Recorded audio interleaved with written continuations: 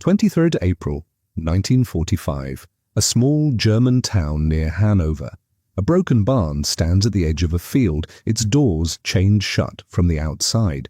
Inside, 17 German women wait in the dark, thirsty, shaking, told that when the American soldiers come, their real nightmare will begin. They have heard the stories, enemy troops taking what they want, the way German and Japanese soldiers did across Europe and Asia. Then it happens.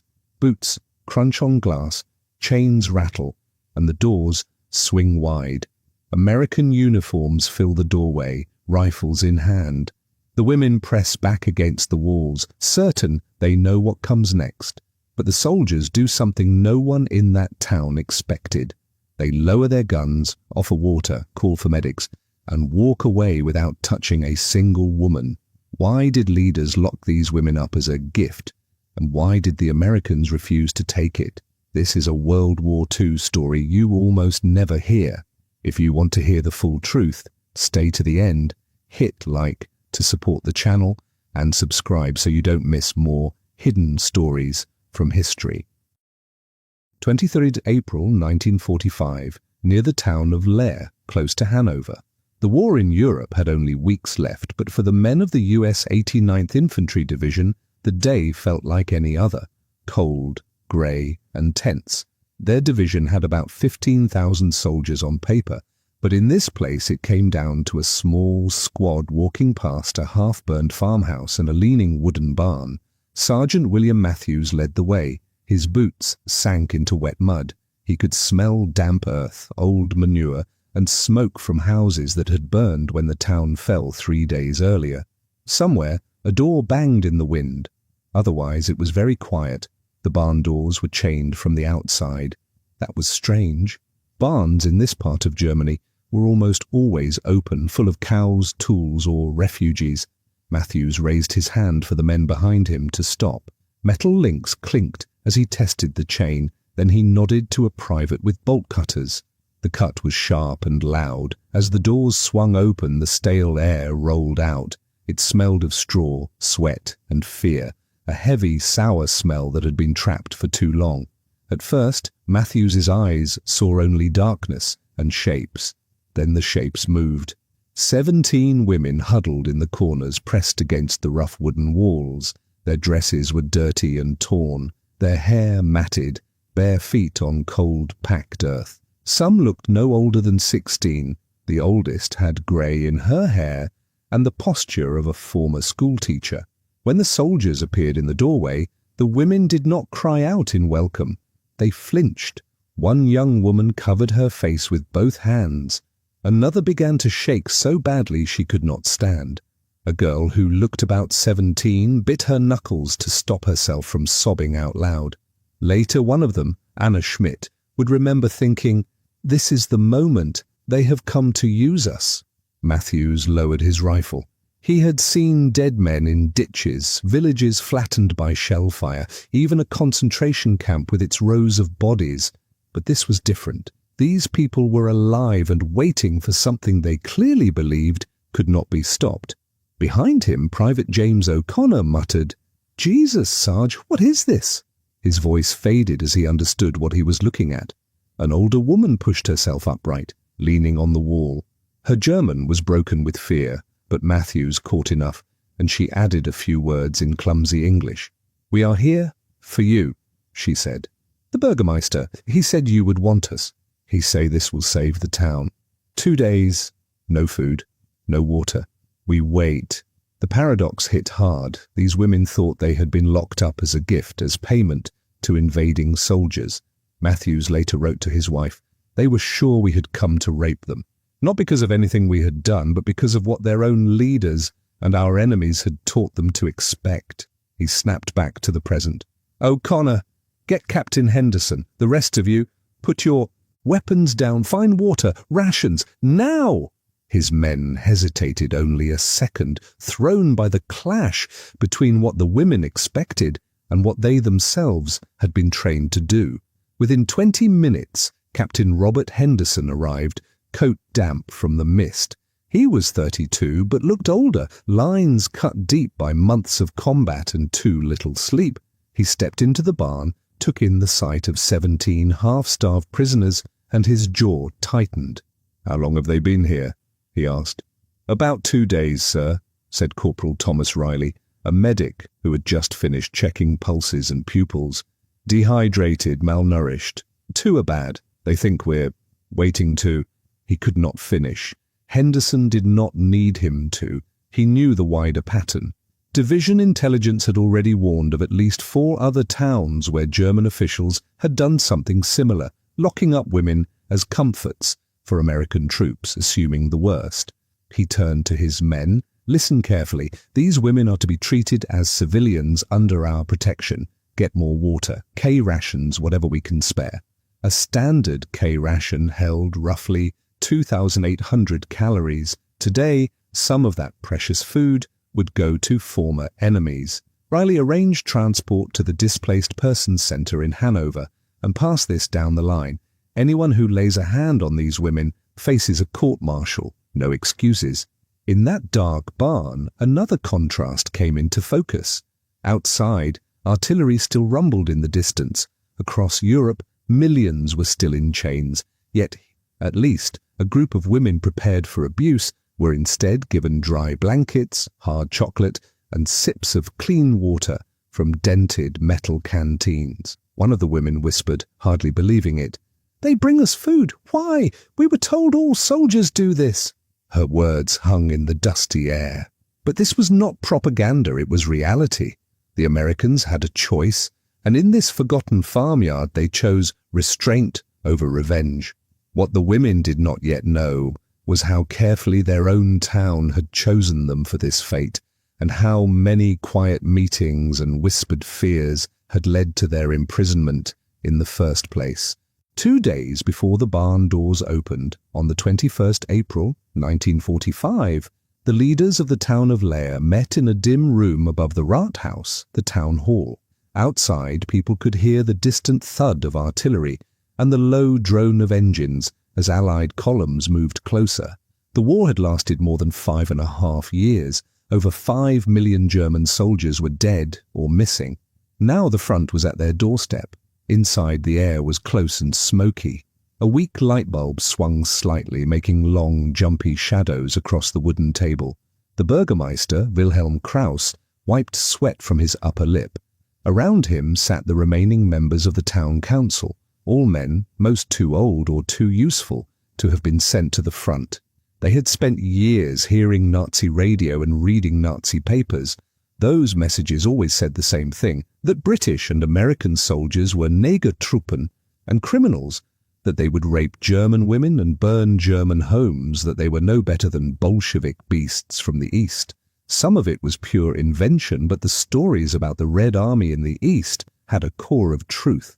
In East Prussia and Silesia, Soviet soldiers had raped thousands of women as they took revenge for what the Wehrmacht and SS had done in their country. Rumors had spread fast. By 1945, historians estimate that around 2 million German women were raped in the last months of the war, many of them by Soviet troops. The actual numbers were confusing, but the fear was real. In Leer, people whispered, "If this is what the Russians do, surely the Americans will do the same." Kraus and his council did not trust official promises anymore. They believed one thing clearly: the strong do what they want in war, and the weak must offer something to survive. One of them is supposed to have said, "Better a few sacrificed than all taken." It was a cruel kind of math, but it was the logic they chose. So they made lists. They told the town police chief to bring the records from the population office. It smelled of ink and old paper as he spread the cards and books on the table. Line by line, they went through the names of women in Leer. First, they looked for those who were unmarried and without children. Then they added some young widows.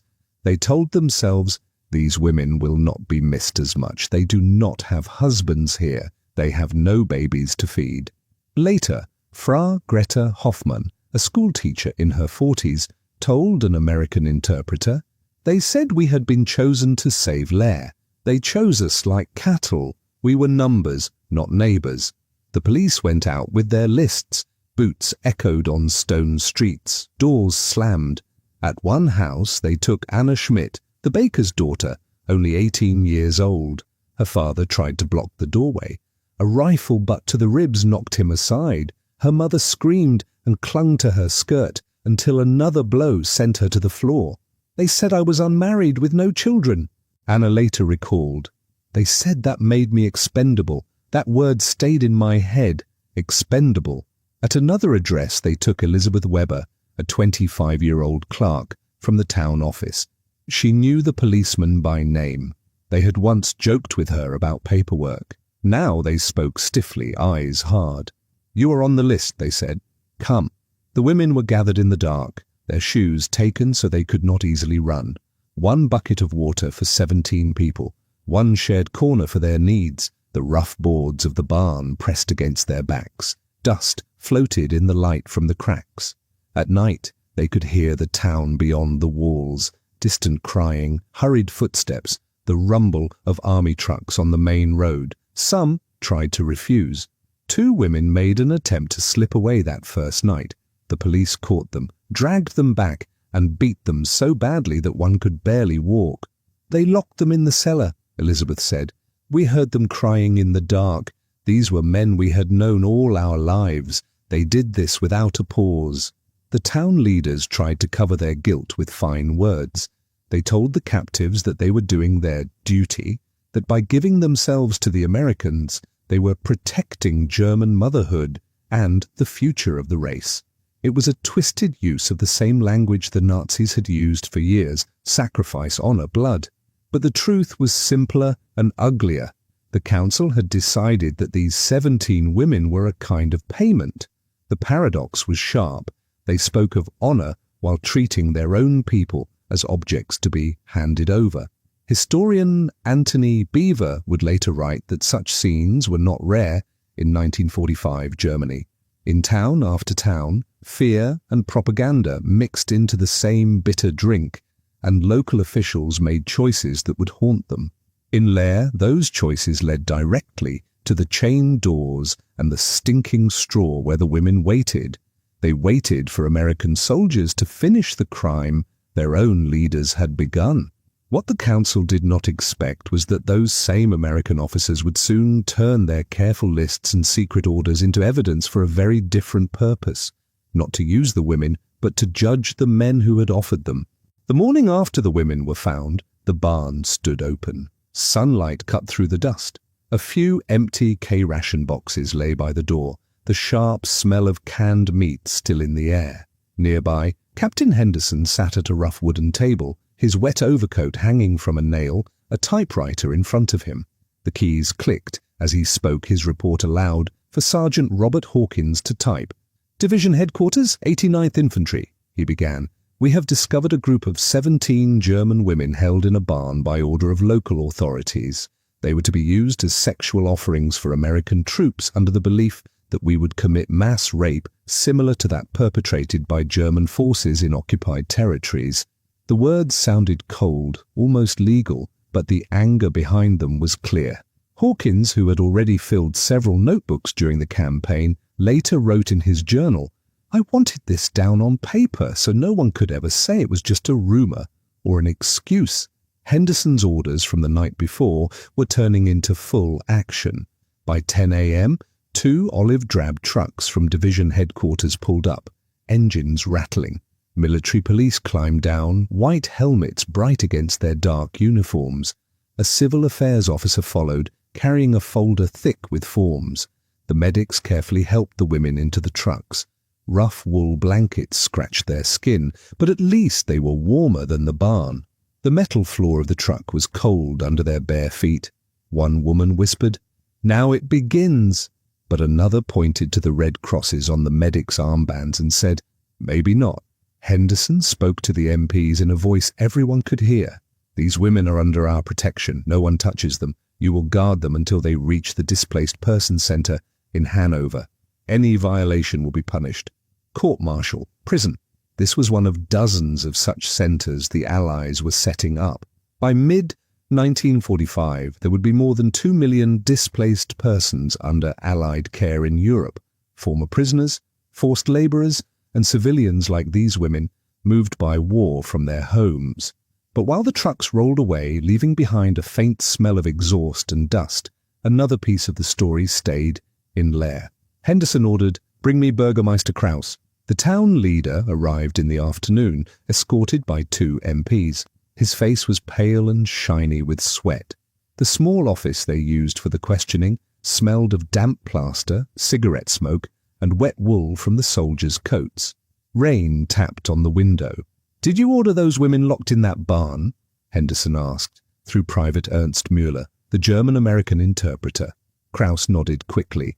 Yes, but you must understand, I did it to protect the town. We heard about what happens. We heard about the Russians. We thought if we gave you what you would take anyway, you would leave the rest of our women alone. So you imprisoned 17 women without food or water, Henderson said evenly, and offered them as what, exactly? Kraus seemed almost surprised by the question. As comfort women, he replied, like the Japanese have in Asia, like we had in Poland and Russia. It is how war works, is it not? The room went very still. Outside, a cart rattled over cobblestones. Inside, Matthews, standing against the wall, felt his fists curl. He had seen American medics treat wounded German soldiers, watched GIs share chocolate with German children. And here was a man who thought they were no different from the armies that had filled Europe with rape camps. Henderson leaned forward. "No," he said softly. "That is not how we work. You have committed a crime against those women. You expected us to finish that crime for you. We did not, and your expectation does not excuse you." He turned to his staff. "We document everything, statements from every woman who will talk, names of every official involved. Hawkins, you keep copies of all reports. Civil Affairs will handle charges." Later that year, on 10 July 1945, in a courtroom in Hanover that still smelled of fresh paint and old dust, Wilhelm Kraus stood before a U.S. military tribunal. The judges wore American uniforms. The interpreter spoke calm German. Witness statements, carefully taken back in April, were read out. Kraus was found guilty of false imprisonment and conspiracy to facilitate sexual assault. The sentence was 5 years in prison and a permanent ban on holding public office. His case became one of several hundred similar trials in the American occupation zone, most dealing with actual rapes or violent abuse. This case was unusual. It punished a crime planned in detail, but stopped by the very men it was meant to serve. Sergeant Hawkins later wrote, "The true irony was this. They believed we were monsters because their own armies had behaved like monsters. When we refused the role, the only ones left to judge were the men who had trusted their own lies." The legal work in Hanover was only part of the story, however. While papers were stamped and sentences read, the 17 women were learning day by day to live with a strange mix of relief, anger, and confusion in their new temporary home. What they felt, and what they asked the Americans in those first weeks, would expose a deeper wound than any courtroom could heal. The Displaced Persons Center in Hanover filled almost every room of an old school. Classrooms that once smelled of chalk and ink now smelled of thin cabbage soup, disinfectant, and damp wool. In long halls, footsteps and voices echoed. There were German civilians, freed slave laborers from Poland and France, and survivors from nearby camps. In all, several thousand people moved through the building each day, part of the more than 2 million displaced persons under Allied care across Europe in 1945. The 17 women from Leer were given 2 rooms on the second floor. Iron beds stood close together. Grey army blankets scratched their skin. Outside the windows they could see trams clanking past and people standing in line for food. It was a strange contrast, a place once made for learning now holding people who had seen more than any book could tell. Major Patricia Donnelly walked these halls with a clipboard under her arm. She was one of the few female officers in the theatre, a former social worker from Chicago who had traded an office for army boots. She listened carefully, her shoes squeaking on the stone floors as she moved from bed to bed. "These women were abandoned in an organized way," she wrote in one report. first by their local leaders, then by neighbors who stayed silent, and finally by a system that taught them to expect rape as normal in war. She later told a colleague, "They have been dehumanized twice, once by being locked in that barn, and once by being told that this is what every army does."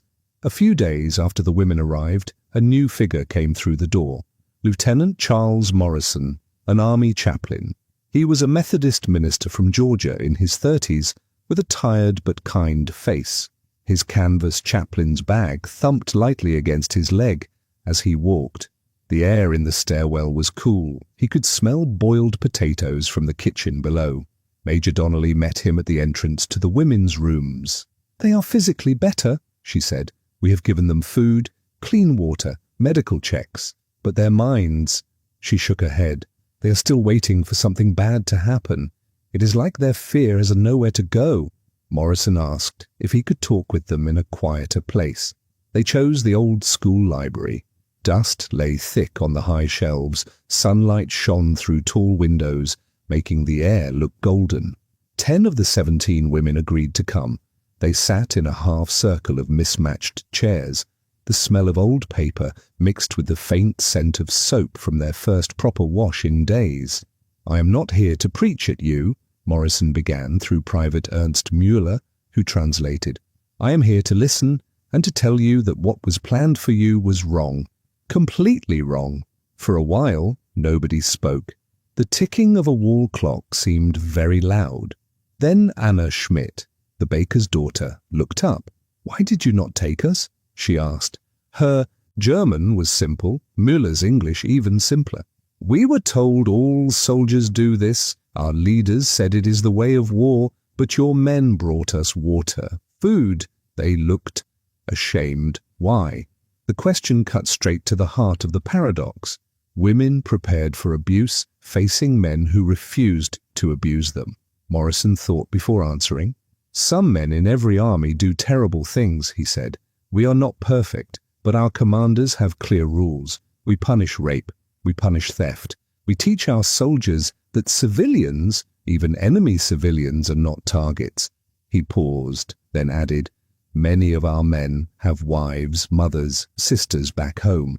They cannot imagine hurting someone else's daughter and then looking their own daughters in the eye. That is not who we want to be. That is not who we try to be." Frau Greta Hoffmann, the older school teacher, leaned forward. "But you bombed our cities," she said sharply. "My cousin died in an air raid. Children died. How is that so very different?" Morrison did not turn away from her anger. "It is different, and it is also not different," he admitted. "War itself is a moral disaster. People die who should not die. Bombing is meant, rightly or wrongly, to end the war faster, to destroy factories and rail lines. What was done to you had no such purpose. Locking you in a barn to be used was pure exploitation." In another part of the building, Dr. Samuel Weiss, a psychiatrist from New York, was making his own notes. He spoke to each woman in turn, sometimes for an hour. The clatter of spoons in the dining hall downstairs drifted up through the floor.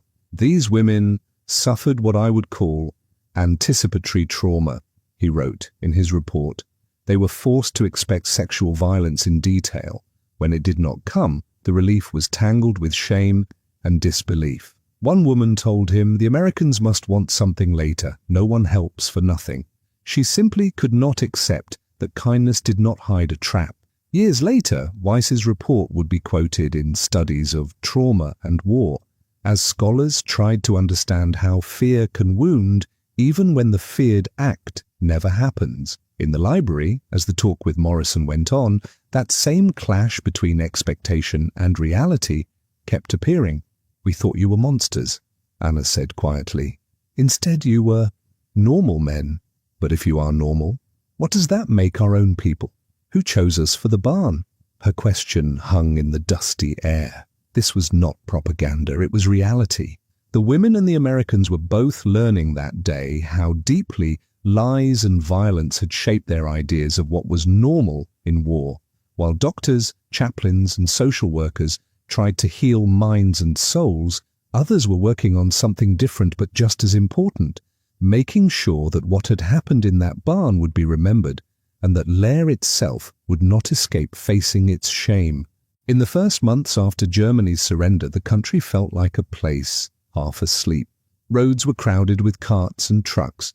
People stood in long lines for bread that often weighed less than 1 kilogram per family. Many wanted only to forget, but the Allies insisted that some things must not be forgotten. In the American zone, military courts opened in cities like Hanover, Frankfurt, and Nuremberg. Between 1945 and 1949, US authorities would hold several hundred trials for crimes against civilians and prisoners, some for mass murder, some for slave labor, and some, like the case from Lear, for sexual violence and the preparation for it. The trial of Burgermeister Wilhelm Krauss was only one small case in this larger effort.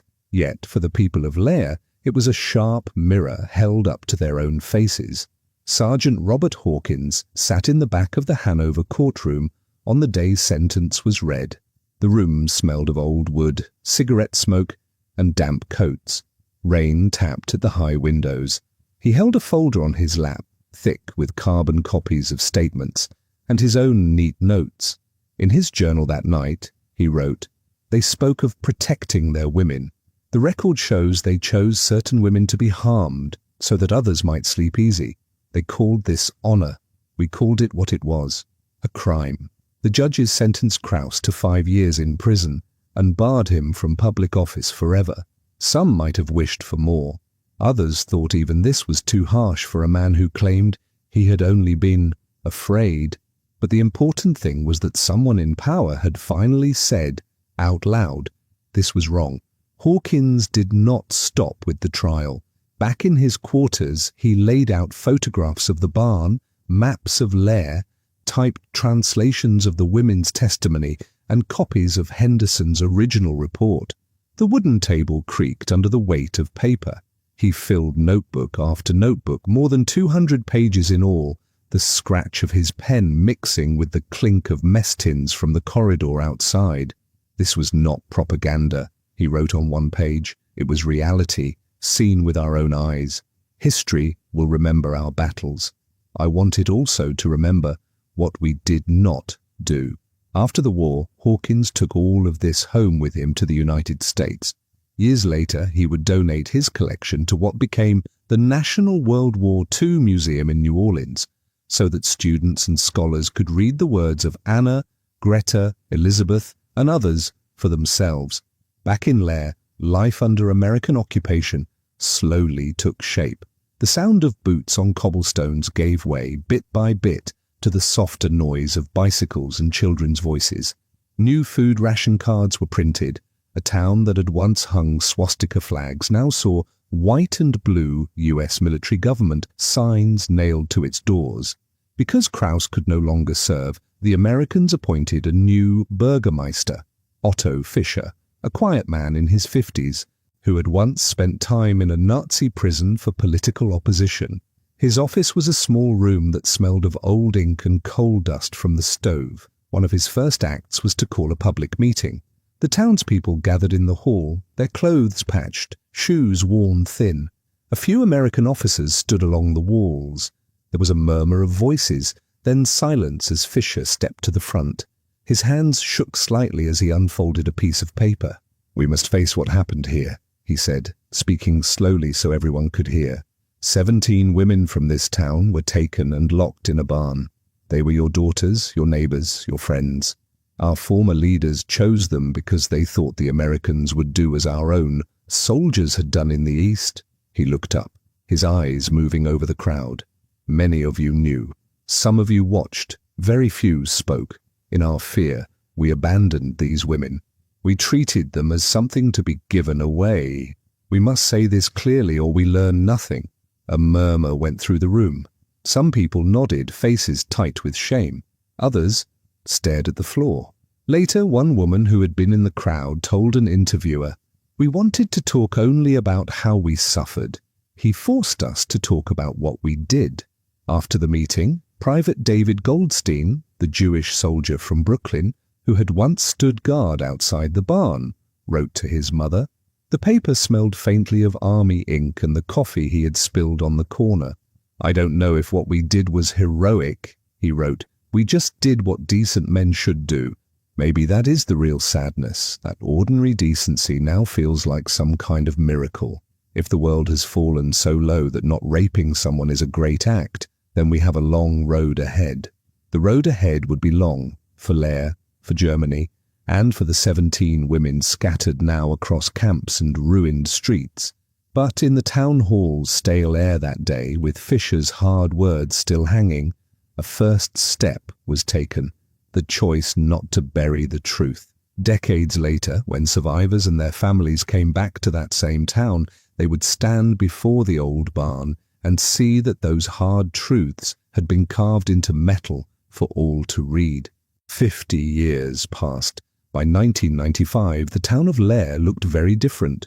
Cars hummed where horse carts had once rattled. New shops with bright windows lined the main street. Children rode bicycles past buildings that still showed faint scars of shell fire if you looked closely. The war was a story to them, not a memory. But on the edge of town, the old barn still stood. Its wood was grey and rough from rain and sun.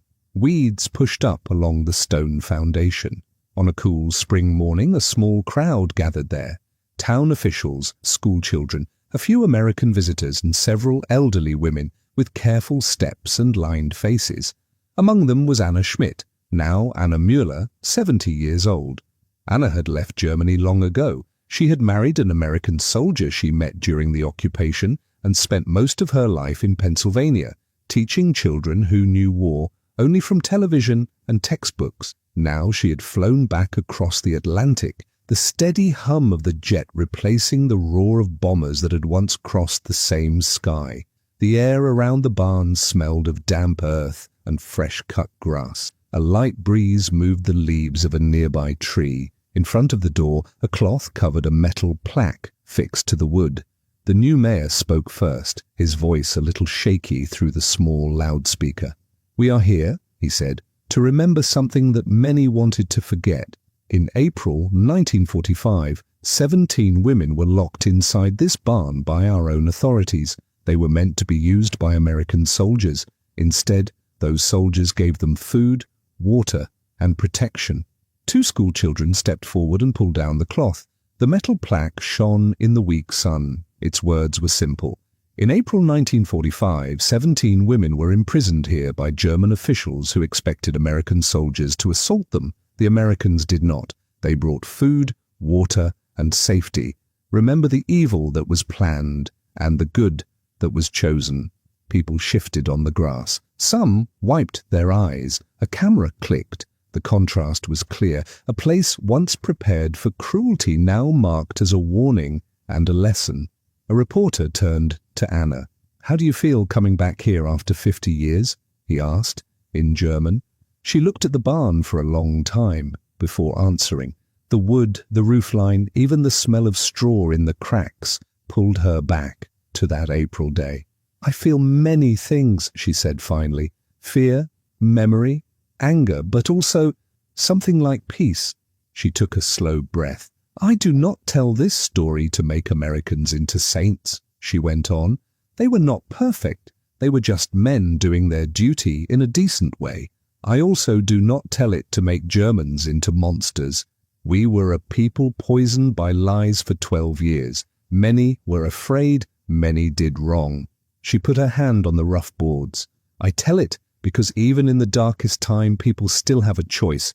Our leaders chose to lock us in here. The American soldiers chose not to use us. That choice changed my life." Later, she added words that stayed with many who heard them. "We could not believe no one touched us. The Americans could not believe anyone thought they would." In that shared shock, maybe something began to heal on both sides. By the 1990s, historians had written many books about the end of the war. They compared armies, counted crimes, studied how often soldiers attacked civilians.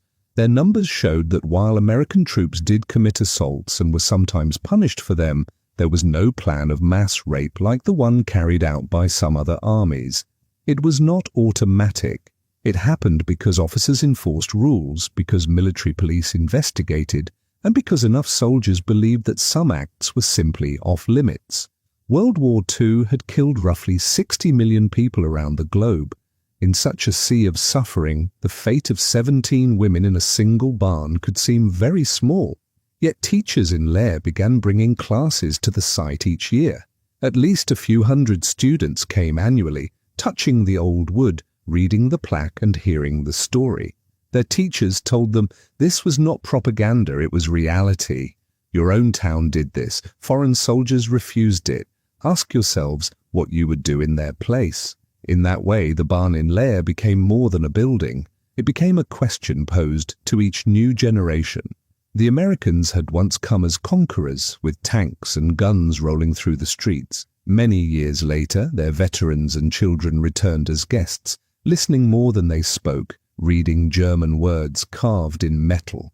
In a quiet, human way, they had come as conquerors and left as students. From the rough boards of one barn, the view widened, to nations at war, to the power of lies, and to the fragile strength of ordinary decency in a brutal age. In the end, the story of the barn in Lair is not really about one town or one group of women or one American unit. It is about the thin line that separates freedom from tyranny and humanity from cruelty, a line drawn every day by private choices we almost never read about in history books. The Nazi system tried to teach that power decides what is right. The refusal of those American soldiers and the later honesty of Lair's new leaders quietly answered that power without conscience is only fear in uniform.